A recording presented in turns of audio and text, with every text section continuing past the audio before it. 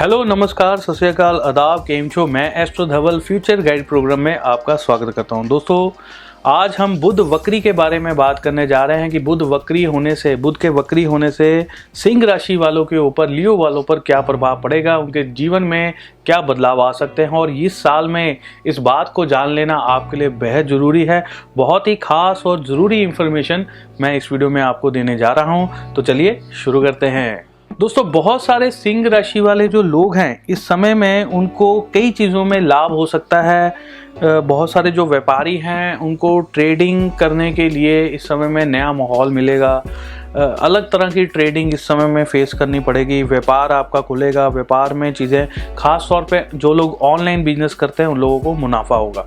आपकी जानकारी के लिए मैं बता दूं, इस समय में बुध ग्रह जो वक्री हो रहे हैं ये 18 जून से लेकर 12 जुलाई तक ये वक्री अवस्था में जा रहे हैं। तो ये पीरियड थोड़ा सा आपके लिए कई चीज़ों में प्रॉफिट और कई चीज़ों में लॉस लेकर आया है। मैं सारी चीज़ें आपको डिटेल में बता देता हूँ, बहुत ही खास जानकारी है। अच्छा, इस समय में ना मानसिक चिंताएं आपकी थोड़ी सी बढ़ सकती है। मानसिक चिंताओं को आपको स्ट्रांग रहना होगा। वैसे सिंह राशि वाले लोग ना अंदर से काफ़ी स्ट्रांग होते हैं, उनको जल्दी कोई चीज़ ना यहाँ पर अटैक नहीं कर सकती। तो इस समय में अगर कोई बड़ी प्रॉब्लम आपकी लाइफ में आएगी तभी जाकर आप उससे प्रभावित होंगे। और अगर है आपकी लाइफ में बड़ी प्रॉब्लम चल रही तो इस समय में उसमें भी डट के रहना होगा, क्योंकि बहुत सारी जिम्मेवारियां भी हो सकती हैं आपके ऊपर। तो ये राहु का इस समय में बुध के साथ कॉम्बिनेशन बना हुआ है, साथ में सूर्य बैठे हैं और मिथुन राशि में ये तीनों प्लेनेट आकर बैठे हैं। और अभी जो ग्रहण लगने जा रहा है वो भी इसी दौरान लगने जा रहा है। तो कई चीज़ें आपको फेस करनी पड़ सकती है, कई तरह की प्रॉब्लम्स जो है वो इस समय में देखनी पड़ सकती हैं। बहुत सारे लोग ऐसे हैं ना जिनको एंजाइटी रहती है या पैनिक अटैक्स आते हैं, तो उन लोगों के लिए कॉम्बिनेशन शुभ नहीं है। उन लोगों को कहीं ना थोड़ा सा ज़्यादा तंग कर सकता है ये कॉम्बिनेशन। वो चीज़ें उनकी सेहत बिगाड़ सकता है, दिमागी संतुलन ज़्यादा हिल जाता है कई बार।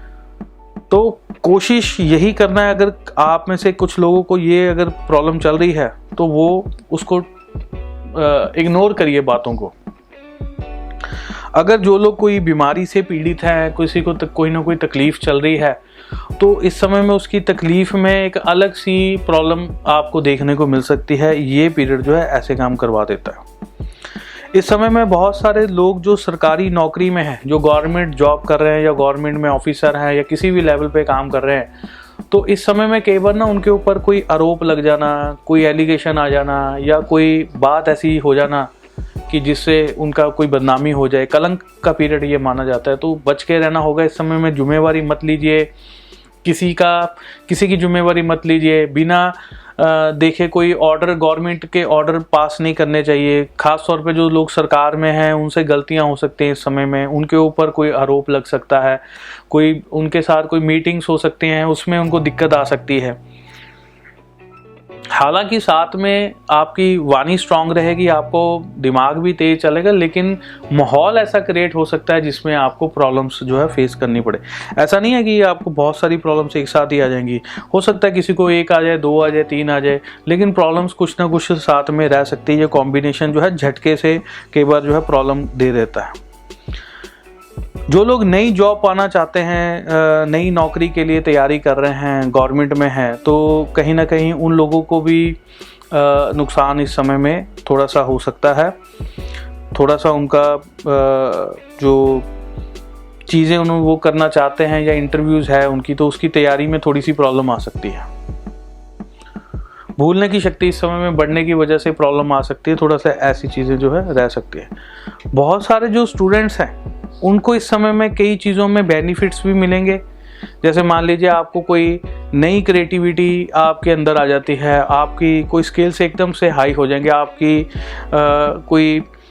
आप कुछ लिख रहे हो, आपके सोच अच्छी हो जाएगी। अगर आप कोई बड़े स्टूडेंट्स की बात कर रहा हूँ, जैसे जो PhD वगैरह कर रहे हैं, उनका दिमाग इस समय में बहुत तेज दौड़ेगा। तो वो लोग जो है वो तरक्की कर सकते हैं। उनको कोई ना कोई उनके थीसिस जो है वो कंप्लीट हो सकते हैं। उनको उस समय में सोर्सेज मिल जाएंगे चीज़ों को पूरा करने के लिए। अदरवाइज जो छोटे बच्चे हैं वो इस समय में ज़िद्दी हो जाते हैं।